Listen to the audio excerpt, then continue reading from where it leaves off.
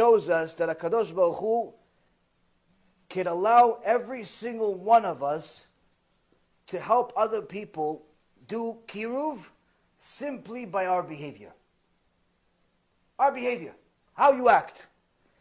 If the way you act is admirable, is nice, is polite, is generous, is just something that I want to be like, guess what? If I want to be like you, I want to be like all of you.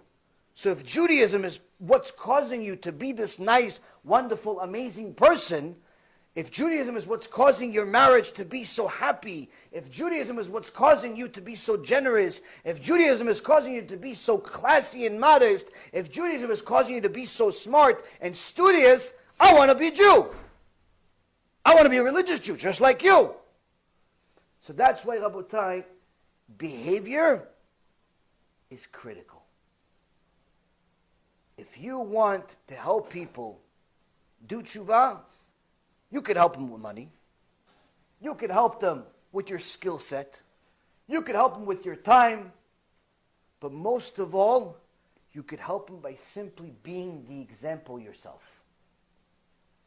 One of the greatest things that I heard in all the years that we've been doing this is some stranger gets in touch with me.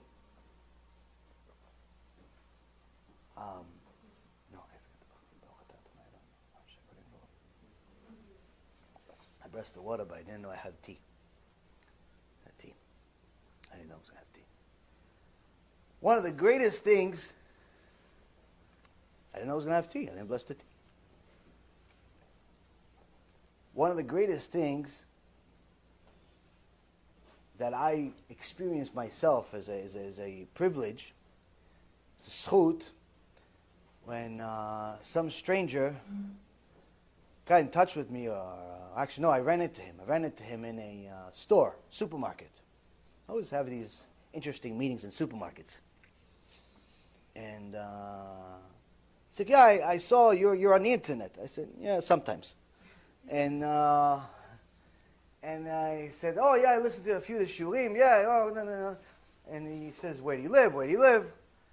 And I said, oh, I actually have a couple of students that live by you. He says, you do? I said, yeah. I have a couple of guys live by you. They're brothers. And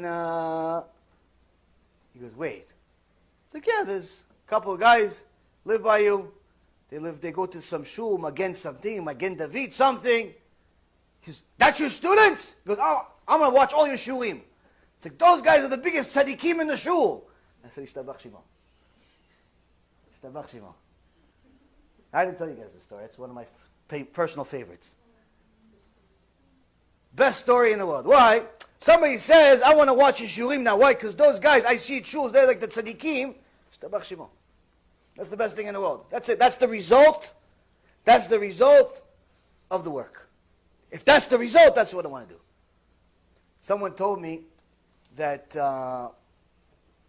they were at some Shabbaton and with several rabbis, and although they heard of Rav Yosef Mizrahi in the past, they never actually watched his work. And it happened to be that this Shabbaton, Rav Mizrahi was speaking in it. So the guy tells another guy that told me the story, he says, that guy became a fan of Rav Mizrahi's before the lectures ever started. I said, why?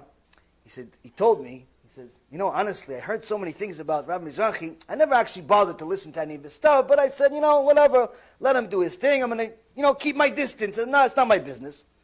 No problem. I don't have a problem with him, but the stuff that you hear is not so good all the time. You know, because usually the stuff that's bad is publicized. Stuff that's good is a secret. Good stuff, secret. Bad stuff, publicized all over the news, first, headline. But the guy became a fan. Why did he become a fan? He saw that Rav Mizrahi brought a few of his kids to the Shabbaton.